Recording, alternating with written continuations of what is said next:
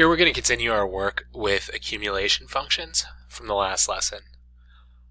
At first glance, this particular problem looks a lot like the problems we saw in the last lesson, but we'll see as we go on that we're going to push your understanding of these a little bit in this lesson and sort of develop your understanding of the relationship between integrals and derivatives a little bit using these accumulation functions. Okay, so my first example here is just find the value of f of negative 3, and f of x is defined as the integral from negative 3 to x of g, and we have the graph of g.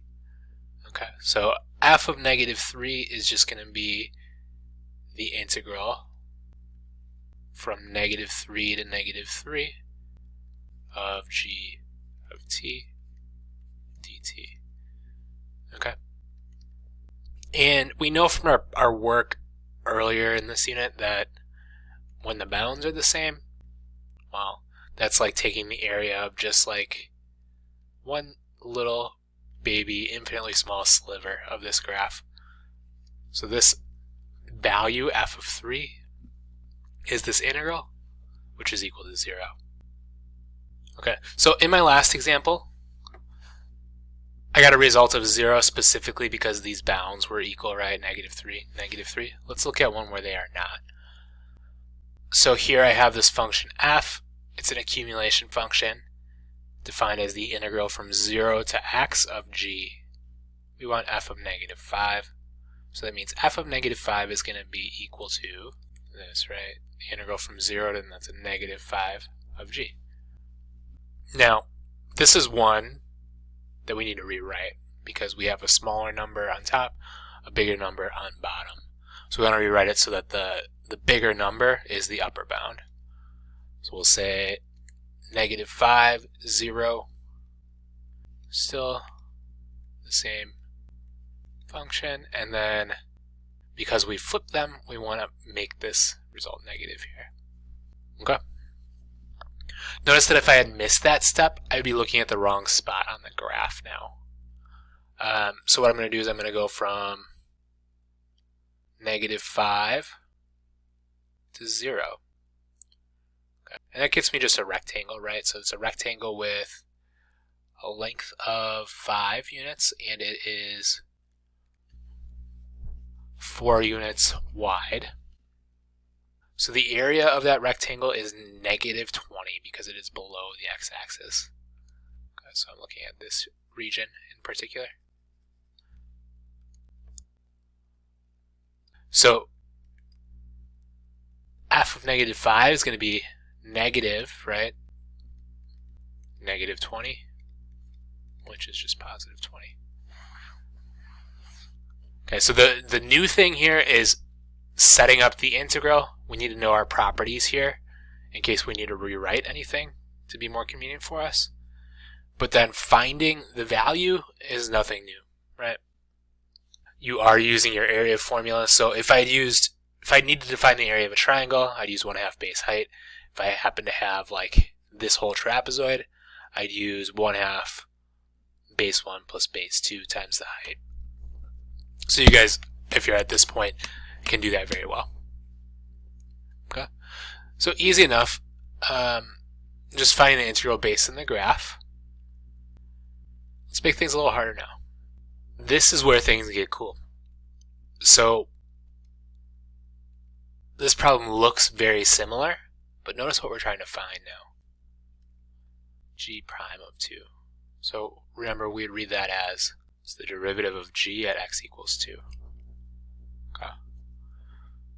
So to do this, first of all, you might be tempted to look at like the slope at that point, which is a good thought, but remember, this is a graph of f, not g. So the slope of f doesn't really help us at this stage of the game. We need to figure out how to write down g prime of x. Wow. If I take the derivative of the left-hand side, I have to take the derivative of the right-hand side. I don't know how to do that. I'm just going to write the operator now, for now. Okay, so I've taken the derivative of both sides. Now here's where we're going to develop our understanding of the relationship between these two things. So the very, very first day that I introduced this to you, I told you this fact about how the integral is defined. So the fact is that derivatives and integrals are inverse operations. It means they're opposites.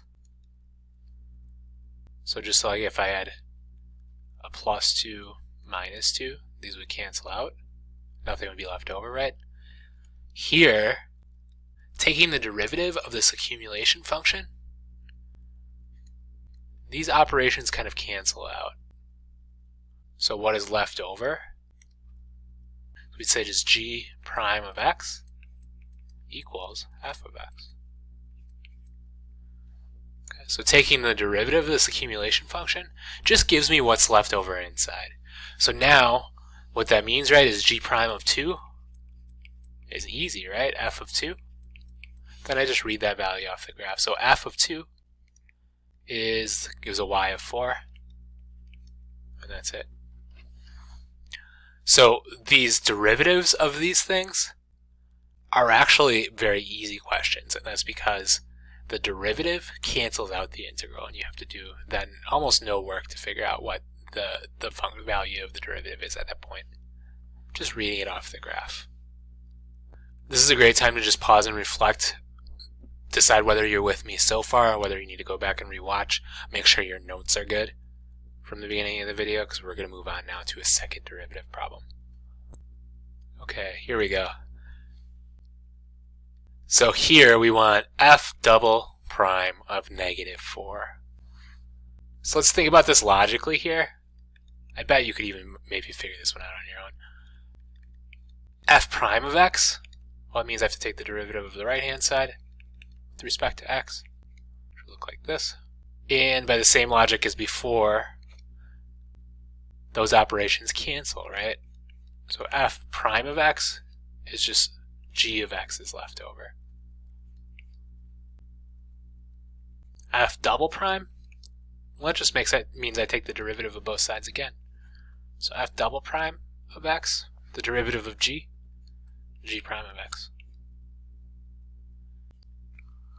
And you have known how to solve this for months now. So we want the derivative of g at negative 4.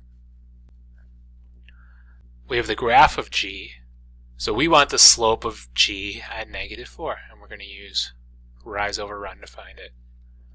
So based on this particular graph, well, I'm going to find negative 4. That point is here, and we might use this particular point up here. Looks like negative 3 is my slope. So I'd say f double prime of negative 4 equals negative 3. And again, I just did rise over run to figure that out. Okay, one last little tidbit to add and then you're ready to go. So here I have another second derivative problem. And I've already kind of written out the conclusion that we would reach, right? It's asking us for the slope at x equals 1. Notice now, this is a weird case because x equals 1 is a cusp. It's a point where the graph changes direction in kind of a harsh way, right? So notice if I wanted to draw a tangent line, I could actually draw many different tangent lines through this point, right? Or put another way, the limit as we approach this point from the right would not be the same as the limit as we approach from the left. So the derivative, g prime, does not exist. So the result here, we would say, does not exist. And the basic reason is because it has a sharp point there. The more scholarly explanation is that the left and right limits are not equal.